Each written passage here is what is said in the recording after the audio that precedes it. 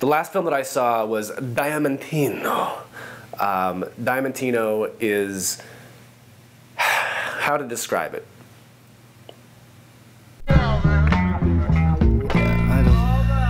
don't know what to say. Like, I mean, we've talked about a lot in this series. We've talked about character studies. We've talked about slice of life stories. We've talked about absurdity. We've talked about when a story deserves to be retold. And we've talked about when a story tells too much about itself from its marketing, right? Let's wrap all that back together and let's channel it in one direction. Diamantino, which I just enjoy saying, and I'm not still quite sure if I'm saying it right, had two trailers that I saw in advance of this movie coming out. One was awful and said nothing about it, and I had zero interest in seeing this movie. And then the second trailer, which they actually played at the film festival on other nights, gave some more clues as to the film's tone and some of its plot, and got me a little interested in that sense of, if they had the guts to make this one awful one and they're showing me all this craziness in the other one, it's going to be somewhere in the middle, and it's probably got a pretty good margin to be a quality film. As I said before, I got really, really sick during the week of the film festival, and I ended up missing some of the nighttime showings. And so on the last day, which was yesterday, I decided to get out of bed, try to get some energy back, and go down at noon to catch the last showing of Diamantino. And I'm really glad that I did. First and foremost, marketing. The film is self-aware in and of the fact that it even says in the trailer, if I tell you any more, you're going to complain that I give away too much in the trailer. It's a nice touch. And especially nice because the trailer intimates so many odd happenings and so many bizarre happenings that you would not expect from the basic setup of this story. It almost suckers you into thinking it's just that strange.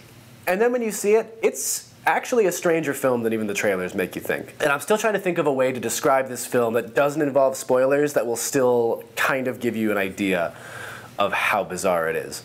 So I'm going to work on that and get back to you. Other things we've talked about, slice of life. Really just trying to get you into a character's shoes. And this ties in with what I talked about in Shoplifters, where given a certain perspective and context, it really does change the way a character's behavior is interpreted. For an example, in the trailer, Diamantino, who is this famous kind of Cristiano Ronaldo type football player, comes off as this vapid, ignorant, pretty boy who you're probably going to spend the movie hating.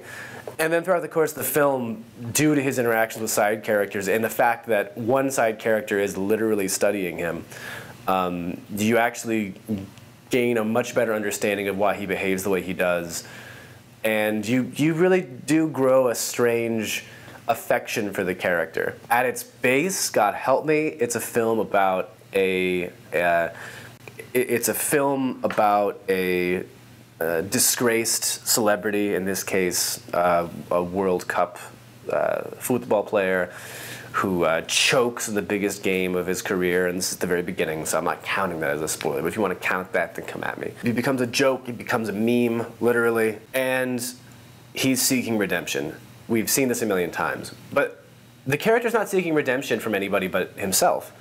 In fact, the character is surrounded by negative and pernicious characters. In fact, the only positive character in Diamantino's life is his father. Everybody else sucks. His twin sisters suck. The press sucks. The fans suck. So you've got this disgraced player who is really looking for redemption in the sense of finding something greater than himself. And there's something naturally endearing about that goal, and it's a genuine goal.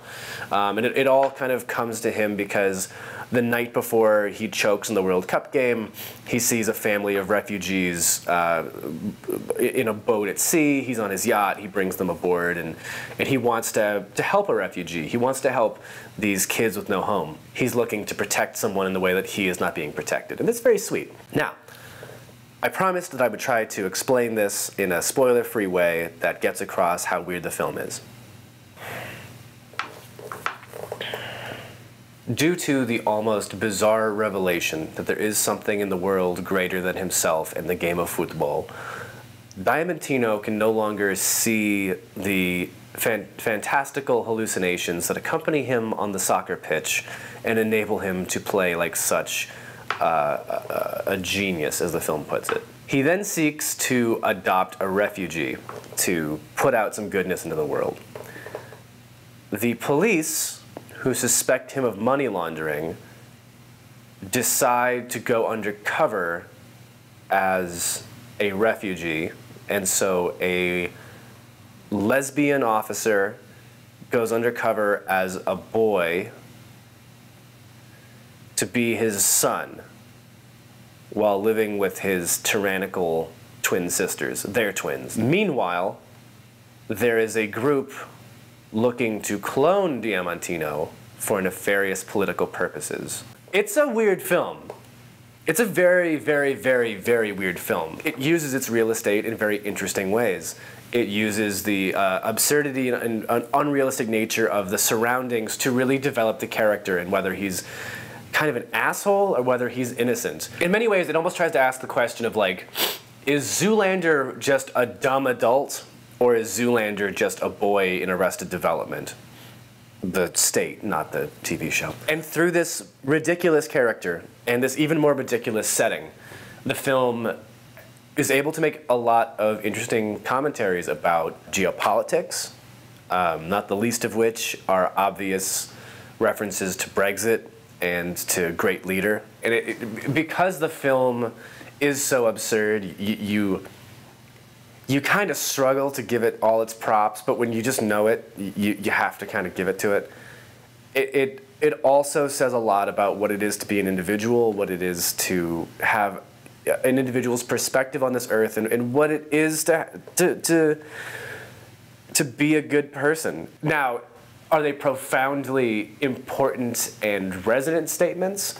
Are they profoundly deep statements? Yes and no. Some more than others. But it's a film that uses absurdity to cover a lot of ground and ask a lot of interesting questions. And if nothing else, that's what I've always said, you can tell any story. Just don't be boring. That's the one thing no film can recover from. Just don't be boring. So, Diamantino was a strange, surreal fever dream of a movie, which was perfect for me, as I was probably coming out of a fever dream at the time. And again, one of those movies I probably would never have seen if not for the Loft Film Fest. I more than got my money's worth. I had a great time, and if there are even a fraction of great movies next year as there were this year, I just don't think you can complain. It's a wonderful experience. So, don't see The House of Sweat and Tears. It's your life. You can what you want. I'll let you guys go.